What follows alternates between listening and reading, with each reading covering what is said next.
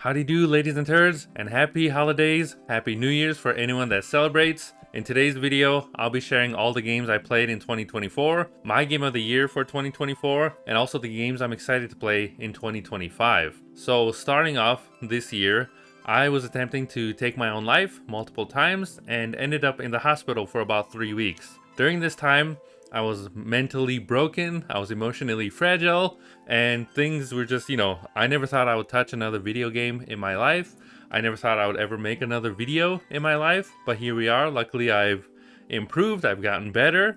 But in that time, right, the same day that I came out of the hospital, my brother actually let me borrow his PlayStation 5. Not only that, he also got me a physical copy of Final Fantasy VII ReBirth. So I've been playing Final Fantasy VII ReBirth from March to December 24th, basically. Today, I actually finished the game, and it took me about 175 hours in total to finish the game. But that game was kind of what kept me going throughout the year, right? Every time I had some dark thoughts, every time I wanted to hurt myself, or every time I, just wanted to be alone and away from everybody and just in my own thoughts and just kind of trying to heal everything that I've been going through, I turned to Final Fantasy VII ReBirth. And I have a lot to say about this game. If you want to know more, I uploaded my ending and final boss fight and my little mini review on my VOD channel if you want to see there. But my game of the year is definitely Final Fantasy VII ReBirth. I can go on for a million years about Final Fantasy VII ReBirth. I think I'm going to make a separate video talking about it. This game was awesome. It's kind of what got me through the year, if I'm being honest. I feel kind of empty on the inside now that it's over. That's what it always feels like with every Final Fantasy game. It's always, some kind of emptiness. And I can't wait for part 3. This probably gonna come out in like 3 years, unfortunately. But if I'm still alive, of course, I'm definitely gonna play it on the PlayStation 7 or whatever comes out by then, right? Until then, let us get to some honorable mentions that I've played throughout the year. Starting off with Clock Tower Rewind. So, Clock Tower, it was only available in Japan for like a million years. It never got localized, at least the original Super Nintendo version. And I played it, I think last year for the first time, on a fan translation. I enjoyed it quite a lot. There was multiple endings. It was like a pixelated horror game, right? That inspired Silent Hill and Resident Evil, and I wanted more people to know about it, right? And then it was announced that Clock Tower was getting a remaster. Not only is it going to be finally English localized for the first time, but it's also getting like animated cutscenes. And what's cool is I actually reached out to the developers and asked them if I can have, like a code so I can stream and make videos on this game. And they said, yeah, that's awesome. And so that made me very happy because, like I said, I love horror. It's in my blood. And the fact that I, actually got like a review code feels like, hey, I'm kind of making it somewhere, with these videos. We're getting kind of recognized. Sounds cheesy, but Clock Tower Rewind, if you haven't given it a try, go give it a try. It's awesome. I hope the other games get remasters as well. Eventually, maybe we'll get a remake of Haunting Grounds or even a sequel. Capcom, you're making Okami 2. Where's Haunting Grounds 2? I want to see it. After that, I played Sonic's X Shadow Generations. I don't think I've ever tried Sonic Generations, but I've heard that it's one of the best like Sonic 3D modern games, and that it's recommended to give it a swirl. When I heard that Sega was making like a remaster of this game and adding onto it like a shadow kind of like story mode, it reminded me of Super Mario 3D World with the Bowser's Fury add-on. And I love Super Mario 3D World, and the Bowser Fury thing just added to that game. And so when I played Shadow Generations, I was like, oh, this is so cool. I recognize some of these characters from when I played Shadow the Hedgehog on the GameCube, because I grew up with that game. And some of the locations were not only from Shadow the Hedgehog, but also from other Sonic games. Like, they actually acknowledged Sonic 06 in this game, which was kind of cool. If anything, I'll have to go back and actually finish through the main story though. I'm interested to see where Sonic's adventure goes from there. And then continuing with like the horror games, right? Finally, Konami has listened and we got Silent Hill 2 Remake. I love Silent Hill, specifically the original game. Not only did it get me into streaming, right? When I made my Twitch account and my first, stream was the original Silent Hill game, played like 8 times in a row to get the different endings, but it also got me into horror. I used to be very scared of horror and I would like avoid it and everything, but it was Silent Hill that got me into this magical genre. And so the little time I've played with it so far, it's top notch. I love the way it looks. I love the atmosphere, the sound. I don't know what they did to Eddie, but he like, look at him. He looks awesome, right? He looks like he's lost it, right? He's lost his mind. I like the changes they've made. I like the improvements they've made. The only thing I wish is that Silent Hill 1 got this remake treatment as well, because I think that game deserves it more, if anything. Hopefully with the success of Silent Hill 2, we get the original Silent Hill and then 3 and 4 as well. The fact that we have a new Silent Hill game, or I guess like a remake, in 2024 is crazy. Especially if you know Konami, and you know, they like just ignored Silent Hill, Castlevania, or anything for 100 years, and now all of a sudden we're getting these collections, we're getting these remakes, we're getting these shows, right? I'm like, this is awesome. Not only did we get Silent Hill 2 remake this year, but we also got this like short kind of experience called Silent Hill: The Short Message. If I'm being honest, I didn't really like this game. Being chased by this giant like flower thing in what seemed like a maze of like an apartment or something was very confusing. I couldn't find out how to continue half the time. I didn't know what was going on. It was some lady obsessed with her friend, and she was, you know, like very popular, but then she jumped off a building or something. I got no clue. I played it because it was a Silent Hill game, even if it was like a short experience, but it was kind of, I don't know what to think of it, to be honest. Maybe I'll go back to it again and give it, you know, like another chance. But from what I played so far, I was very confused. I got very lost, and then I just kind of gave up and just continued with Final Fantasy instead. I'm like, why am I playing this when I could just play Final Fantasy? Moving on from there, not only did we get a new Silent Hill title, but we also got a new Legend of Zelda, Echoes of Wisdom. First of all, I love that you can play as Zelda, right? Like, after long last, we don't talk about the CDI Zelda games, you can finally play as Zelda herself, saving Link, going on this adventure. I like the ability where you can copy a million different items. Like, let's say you copy a pot, you can spit out like 50 of them and use them as a weapon against enemies. Or you can actually scan the enemy themselves and use it to fight other enemies. But I do like how it looks too. The fact that they continued with the Link's Awakening remake art style, where everyone kind of looks like a figurine. Here's hoping that Nintendo makes a remake for the Oracle games as well, and they use that art style, or maybe even the NES games. That would be top notch. This game is very near and dear to my heart. I've talked about this game for 100 years. Every time like I stream or in my videos, you can see it. I even have both copies of the game. That is Tomba, and not just any Tomba. Tomba Special Edition was announced. So what is Tomba?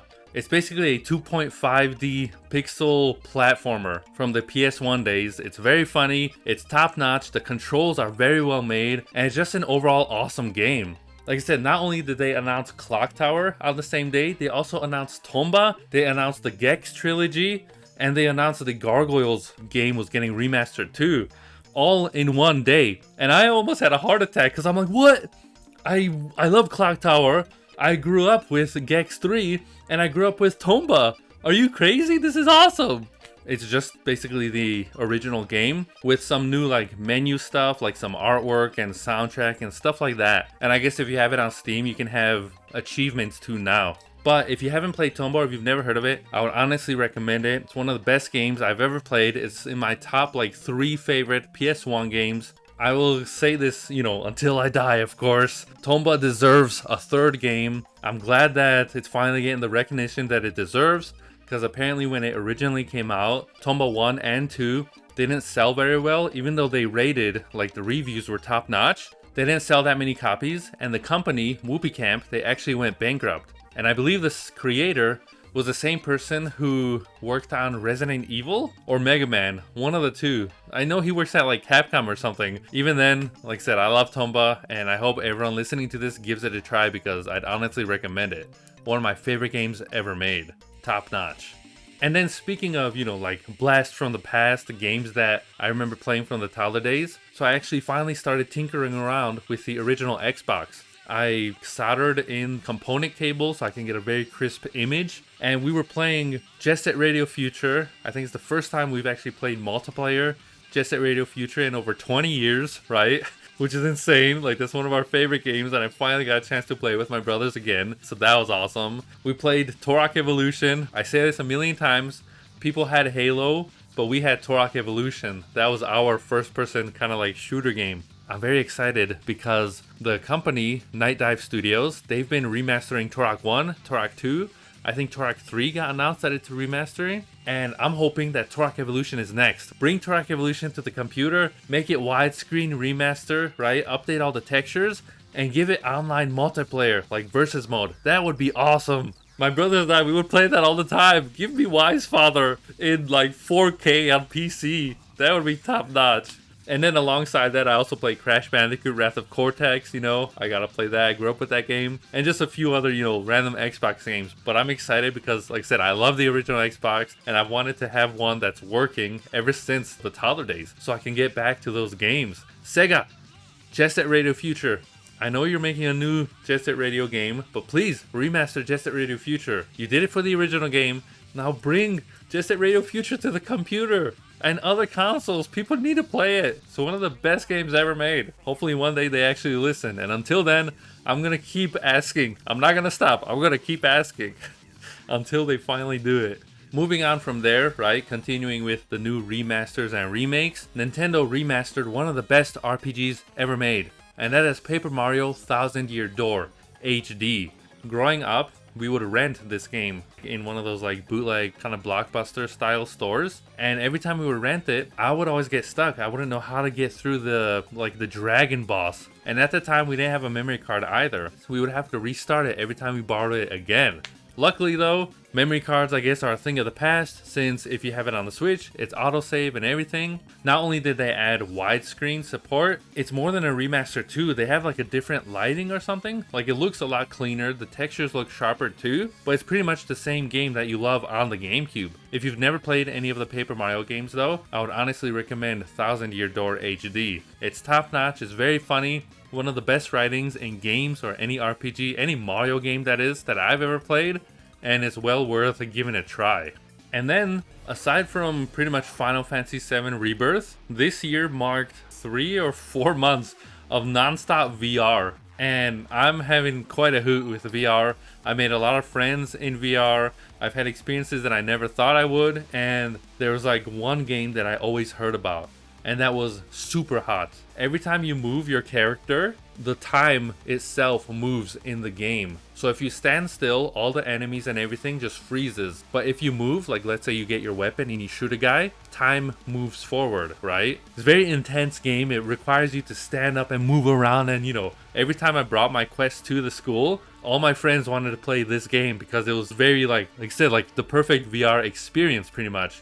Afterwards, I also wanted to play Resident Evil 7 in VR for the longest time, right? Ever since I saw the trailer for Resident Evil 7 and the fact that Capcom made Resident Evil in first person, I was like, I want to play this in VR. Unfortunately, VR is only available for the PlayStation version. For some reason, they didn't make it available on Steam, which is where a fan made like his own mod or something. You basically drag and drop into the installation folder of Resident Evil 7, and then you have like full control. You can move around with VR, your hands can move and interact with the environment and everything. And I had an awesome time, my lord. Not only was it like awesome, like the atmosphere and the whole family and everything, I'm walking around this house and just playing it in VR and immersed even more into this world, just added that much to it, right? I also played Resident Evil 4 in VR, like the one that was made specifically for the Quest. Everything you interact with, like every weapon you have, everything you do, was made with like these controllers in your hand and you moving around with your head and stuff. I'm looking for a way to play the Resident Evil 4 remake in VR. That's what I want to experience. Maybe one day I'll figure it out, but until then, I have other games to talk about. Continuing on with Hoarder, one of my favorite VR experiences has to be with this game called Lies Beneath. The atmosphere of this game, it feels like a Silent Hill game in VR. You see like these monsters coming after you just out of nowhere and you're trying to figure out like what's going on, where am I? And these mechanics that they use in this game, I think it was like a lighter, and use the light from the lighter to point the direction which way you have to go. And there was one time where I'm doing this, I'm looking around, don't know where to go, and then the light turns off. Then the light turns back on, like I have to flick it to turn it back on. It turns off again. I don't know if it was the wind or something, but it turned off. I turned it back on, and I'm like, where am I supposed to go? And then turned off again. I'm like, what the fuck is going on here? I turn it back on, and then someone's standing right in front of me. I had a heart attack. and then they disappear. I'm like, what the hell? It was like a full-on jump scare, but without being like an actual jump scare. Like, it was actually perfectly, you know, planned and everything. This game is awesome. Like I said, if you haven't played this game, I have to go back into it. Lives Beneath. It's top notch. And then I actually played Half-Life 2 in VR. It's Half-Life 2, you can't go wrong ever playing Half-Life 2, right? And you want to experience this legendary franchise in like a different and new way, give the VR mods a try, because it's well worth it. And then, of course, we don't have Half-Life 3. Instead, we got Half-Life Alyx. And that's my favorite game of all time. That's my favorite VR game of all time too, Half-Life Alyx. It's just magical. It showed me where games can go and what is possible with video games. I never knew I can do all that. And after I finished Half-Life Alyx, for like a month or two, I was doing this with my hands. Because in the game, you have these gravity gloves, and every time you reach out, you're using like the force, and you can bring items to you. And for like a month or two, I was doing this. And then I would say probably my favorite VR game of this year has to go to Ragnarock.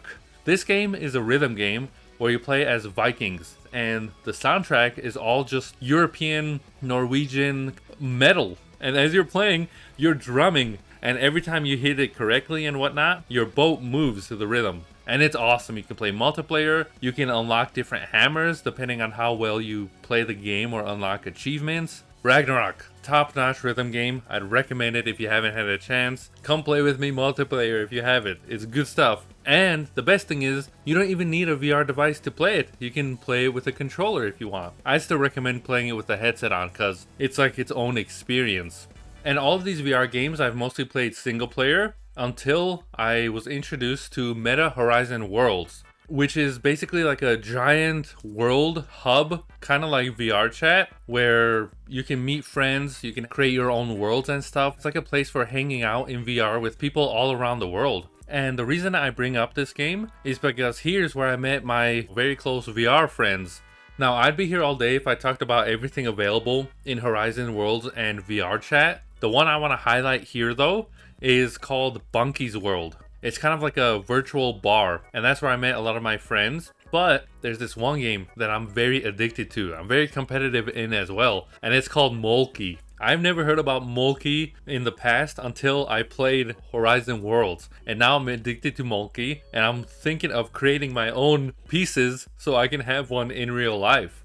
Mölkky is this game where you have 12 wooden blocks lined up in like a triangle, and each block has a number on it, 1 to 12. And your objective is to have a wooden block and you throw it into this pile here and it gets knocked over. If you knock over one block and it's number 5, then you get 5 points. If you knock over more than one block, let's say you knock over 3, then you get 3 points. Your objective in this game is to get 50 points, exactly 50. If you get 51 points, then your points reset back to 25. And then you have to climb back up to 50. It gets very competitive. It's a lot of fun. I'm like rank number 40 or 50 something in the world, you know, in this like server and everything.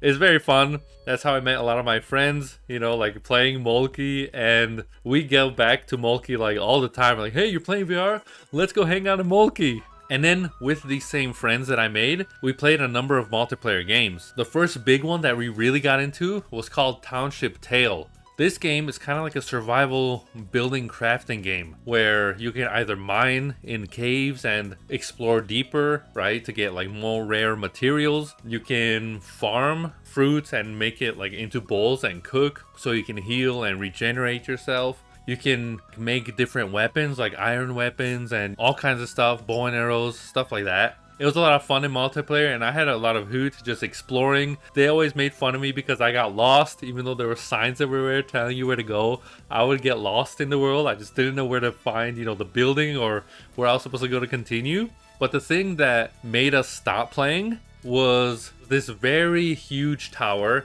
in the distance, very, very far away. We had to like dodge a lot of enemies and climb these hills and everything. It was very far, very tedious to get to. But not only that, once we got to it, it taught you a new mechanic. It taught you how to climb in the game. But the thing is, if you wanted more stamina and unlock, you know, like level 3 or 4 of the climbing like power, you had to climb all the way to the top of the tower. And this tower, it required you to grab ledges and fling yourself in VR. It required you to like swing across things. It required you to like take risks, watch your stamina as you climb on the ceiling. Like, we forced ourselves to finish this tower to unlock the climbing mechanic, only to never pick up Township Tale ever again after that moment. Like, that's how tedious and bootleg it was. I liked the game, I had a hoot, but my friends didn't want to play with me anymore, like after we did that climbing thing. So, little tier Township Tale, you were a hoot, but my word, what a bootleg experience that was.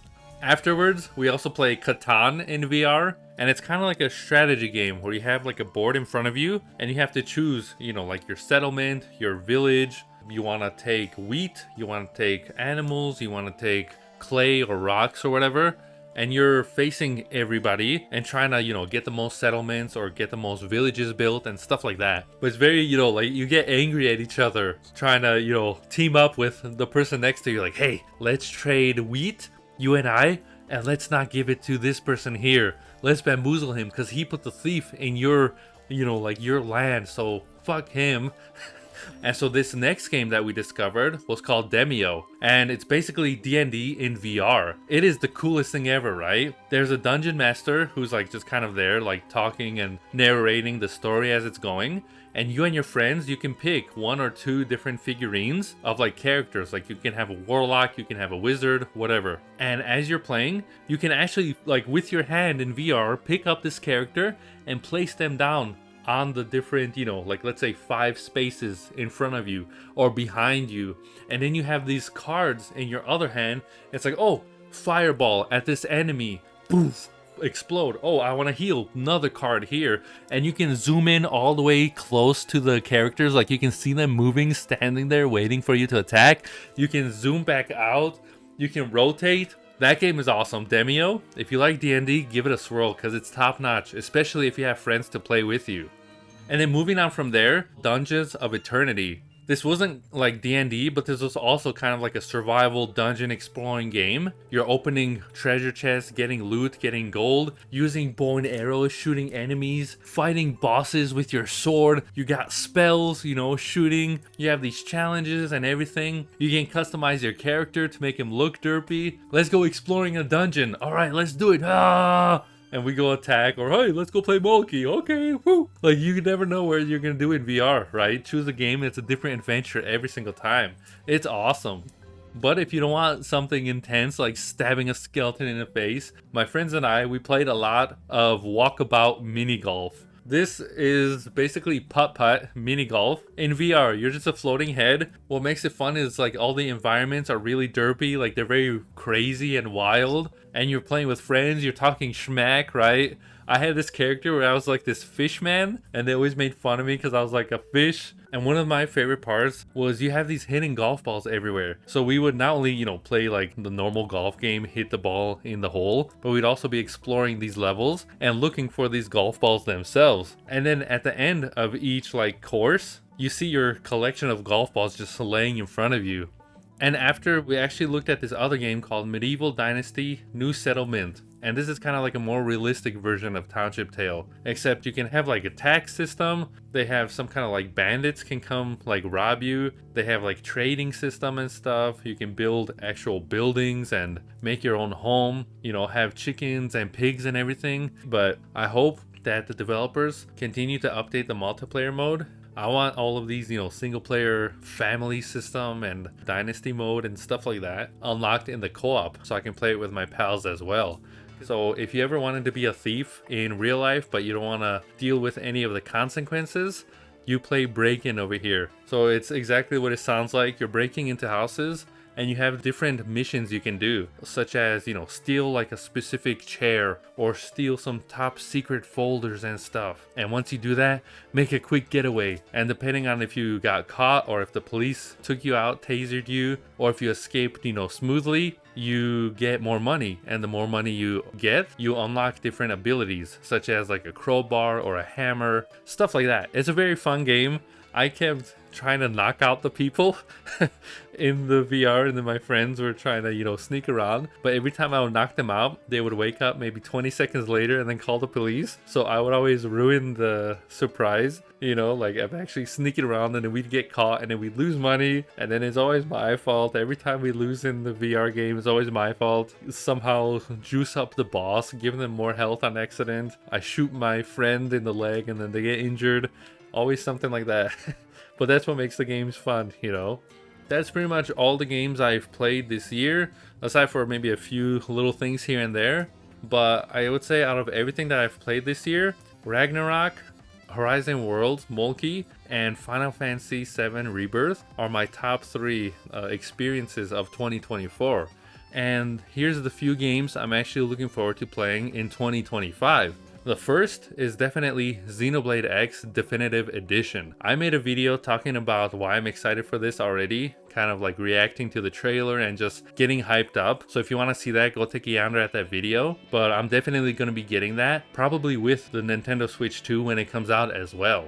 Donkey Kong Country Returns HD. I love this game on the Wii, I love the sequel on the Wii U, and I love Donkey Kong Country in general on the Super Nintendo. And the fact that Nintendo is remastering this game and also bringing in the 3DS levels too means that there's more content to enjoy. It's one of the best like platforming series that I've played. It's consistent with every release, and hopefully that means that maybe sometime soon in the future Nintendo is going to make a new Donkey Kong Country game, or maybe like a 3D Donkey Kong game, because that would be awesome. It's a long overdue. Then it was just announced that Ninja Gaiden Ragebound is being released next year. This looks like the original Ninja Gaiden game on the NES, or kind of like The Messenger, and it's like 2D pixelated back to its roots, and it looks awesome from what I've seen in this trailer. Number 1 though, probably most excited release that I've been waiting for like, I don't know now, it's been 7 or 8 years since they announced it, is Metroid Prime 4. Rumors are going about that it might be a release game with the Nintendo Switch 2. I don't care. I just want the game to be released already. I want it in my hands and to finally experience Metroid Prime 4, because Nintendo's been working on it for like 100 years. Then apparently they had to start over because it wasn't good enough. But now with the Switch, it seems like this franchise is finally getting a revival that it deserves. I'm hoping whenever like Metroid Prime 4 comes out, we also get a remaster for Metroid Prime 2 and 3, because those games deserve it too. And why not, right? Like let's have Metroid Prime 1, 2, 3, and 4, the whole collection on the Switch. That'd be awesome. Then I'm also excited for all the RPG Remaster Collections that got announced, right? I want to play the Lunar Collection. I want to play the Legend of Heroes, Trail in the Sky. I want to play Suikoden 1 and 2. All the Dragon Quest HD 2D like trilogy games. Pretty much all of the old PS1 or Super Nintendo, or you know, old like franchises that maybe haven't been around for 100 years. They've all been getting remasters and re-releases, especially on the Switch, and it's awesome. The Switch is becoming a RPG machine. Some of these games, like trying to get them physically for the original PS1 or whatever, cost like $1 million. And so the fact that not only they're remastering them, like adding new features and advancements and, you know, widescreen and whatever, but they're also bringing it to, you know, modern consoles, so you don't have to pay like $1 million, is top notch. And I can't wait to play more, because I want to get into Dragon Quest. I've wanted to do that for 100 years. I've wanted to play Suikoden for 1,000,000 years. I want to play Lunar. I want to play Lufia, right? I don't know if that's gotten a remaster, but it should. Then, a series that my brother keeps telling me I have to continue, but I haven't gone back to since the PS1 days. I'm excited for Metal Gear Solid Snake Eater. The remake looks top notch, and I hear that's one of the best Metal Gear games, but everything I've seen looks like Konami's actually taking their time and making a proper remake.